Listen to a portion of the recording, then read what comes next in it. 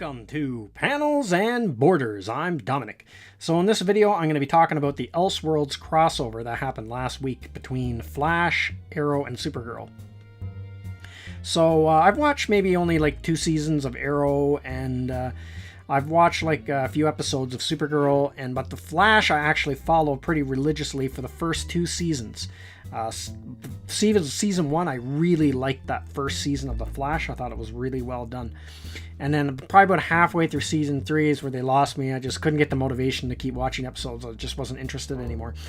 But every now and then I would kind of pop in and watch an episode or watch an episode of Arrow or something like that. But I really wanted to watch this ElseWorlds crossover because I had a few things that they were going to put in the episodes that really tweaked my interest.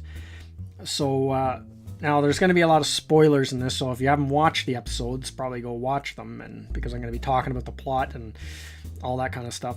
So basically, the plot of the whole three crossover is the Monitor is basically going to all these different worlds in alternate realities, these different Earths, and testing out the heroes. And so he tested out...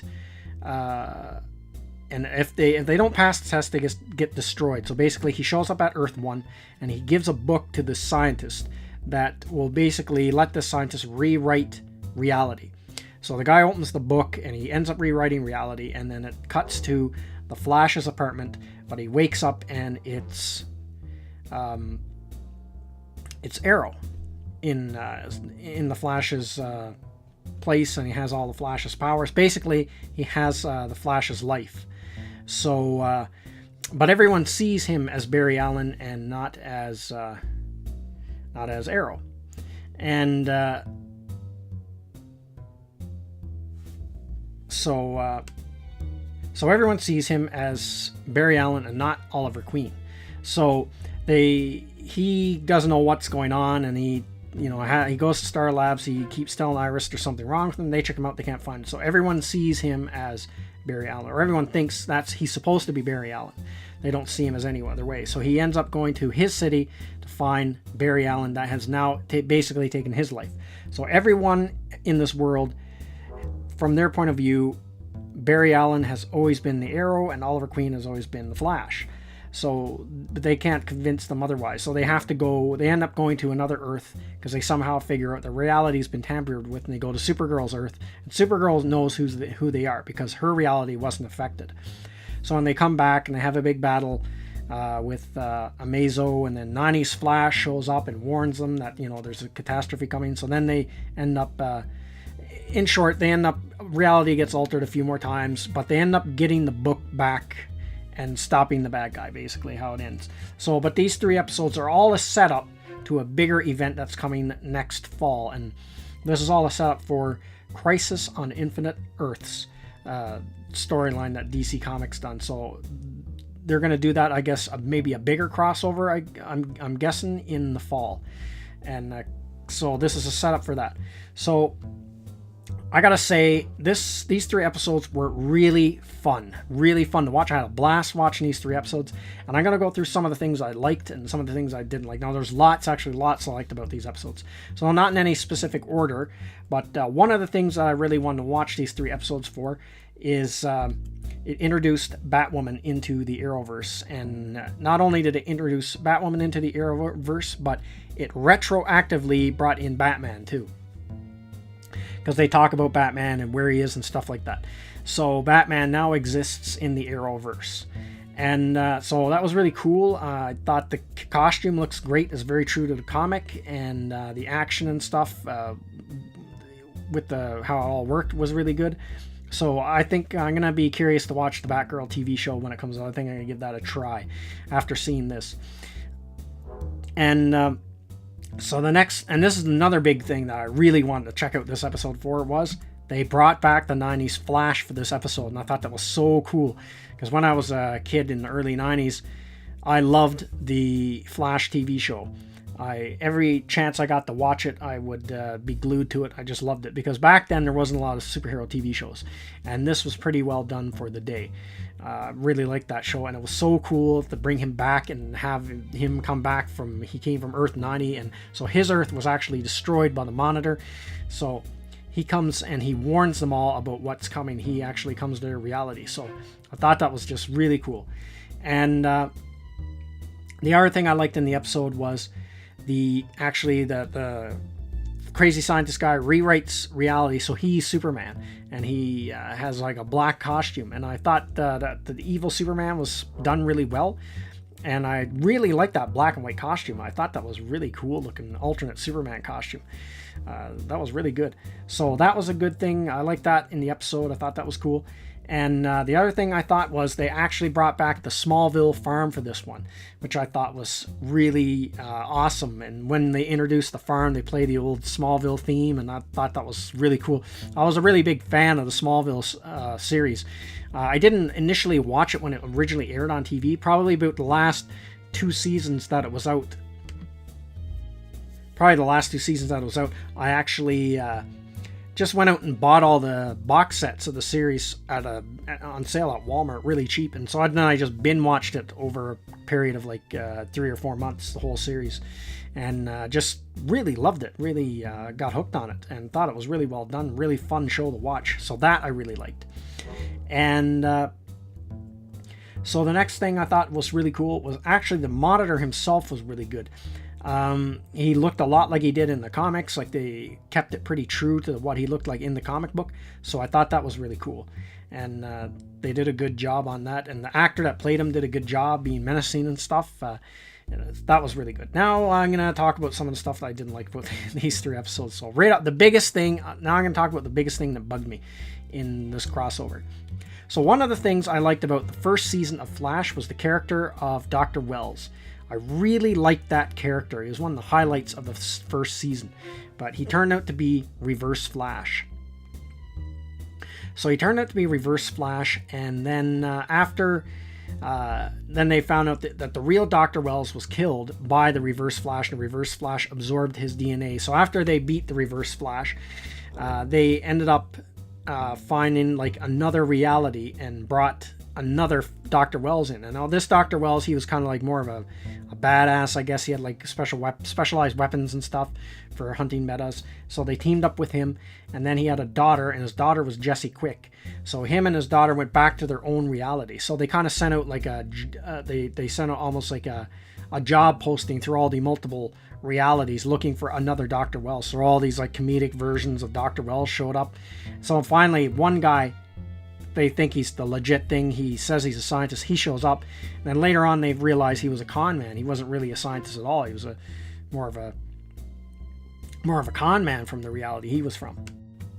So Team Flash figures out that he's a con man, but they decide to keep him, and he stays. And so he was a more comedic version of Dr. Wells. He wasn't as like serious as the original Dr. Wells. He always had this annoying thing where he carried drumsticks around with him all the time, which I always thought was kind of annoying.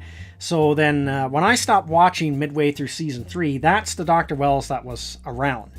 So when I watched the part 1 of The Flash, then this Dr. Wells shows up, and I'm thinking, what is this? Like, someone explain this one to me. Like, all of a sudden he's French, and he's got a weird goatee and the hair, and he's sipping tea out of little teacups. I was like, what are they doing with this character? Like, it's just like this is a worse version of Dr. Wells. Like, won't they just bring back Dr. Wells like he was in season 1? There has to be another Earth out there that has another Dr. Wells that's identical to the one that was in season 1. Just bring him back.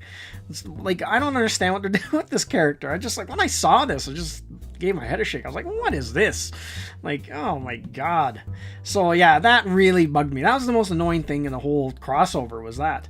And the other thing that kind of annoyed me is I like that they brought back the 90s Flash, but he didn't get to do anything. Like, he just kind of warned them, and he didn't really get to fight. You didn't get to see him like team up with the other Flash, and then the Monitor just made him disappear. So you didn't really get to see him in action like I wanted to. So, but since these 3 episodes is a setup for a bigger crossover in the fall, I'm hoping they bring him back. And the next thing was Amazo appeared in this episode, but he was kind of pointless. Like, it was kind of a pointless fight. Like, they kind of Arrow Flash just takes out a bunch of guys in a warehouse, and does like a lightning punch, and he accidentally somehow turns on Amazo, and then Amazo goes on a big rampage. So Supergirl, Superman, Arrow, and Flash all have to team up and try to stop him. And another thing I thought that was really cheesy with this character is he had the ability to absorb their powers. So every time he did, like, their symbol or emblem would appear on his chest and then disappear. Like, I don't know why it would. And it seemed like, why would that happen just from him absorbing their powers? I thought that was a little bit cheesy, a cheesy visual. So those were basically the things I didn't like.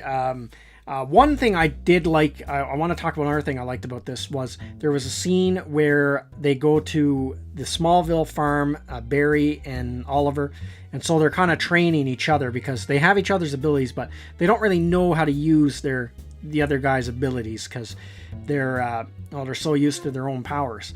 And so anyway, Barry Allen's kind of having a lot of fun being like an expert shot with all these arrows, and he pisses off Oliver, and Oliver tells him, like, you're treating all this like a joke, and it's not. And then he just rips into Barry and says, like, you're basically calls him a pansy, and you don't take this serious, and you can't go 5 seconds without getting a pep talk from your wife. And so anyway, but everything he says in that scene is everything that I thought about in real life about the Flash in the Flash series, because in the later seasons it got so bad. He was always getting this, he was always losing confidence, and it seems like his girlfriend always have to constantly be talking him up, like, come on, you're the Flash, you can do this, and you're that, and you're just sitting there watching like, holy shit, man, like, come on, man up already and take care of business in this episode. It got really annoying. So when Oliver Queen said that, I totally got it, and I thought that was hilarious. I thought, yes, no, that's exactly how it is. It's exactly how I feel, is what Arrow just said to you. So I thought that was another good scene. That was another highlight of the episode. So yeah, overall, these 3 episodes, I gotta say, were really fun television to watch. And it's not too often you get that now. Everything's so moody and dark and things like that, which is good, but this was kind of like more light, I guess, more of just a fun adventure, and it was like just a colorful TV show that didn't take itself too seriously. So it was really fun to watch, and I'm really looking forward to the Crisis in the coming fall that they're going to do, hopefully. And one thing I want to see, if they're going to do this, I want to see them bring back 90s Flash again, but the other thing I would love to see them bring back is Tom Welling and Dean Cain as Superman, and have them both as Superman have to team up for this event. That would be like just awesome. And to get to see Tom Welling in the Superman costume, which something Smallville fans were robbed of when the series ended. So I really hope they do that and pull that off. That would be really cool. That's something I'm really hoping for with this crossover. So if you haven't seen these 3 episodes, like, go watch them. They're awesome episodes, and they're a lot of fun, and they're so much fun that I actually might start watching The Flash again just because of this, and start watching more of the DC shows. One curious thing, though, in the crossover, they didn't have the DC Legends guys in this one, which I thought was kind of odd, because usually they have them in there too with their crossovers, but they weren't in this one. But for sure they'll show up in Crisis, I would think, for sure, in the fall. So that's everything I got to say in this video. Let me know what you think in the comments section, and I will see you at the next one. Thank you to all of my subscribers, and thank you for watching this video. And if you're new to the channel, like, subscribe, and share. And don't forget to hit the bell icon for notification when new videos are uploaded.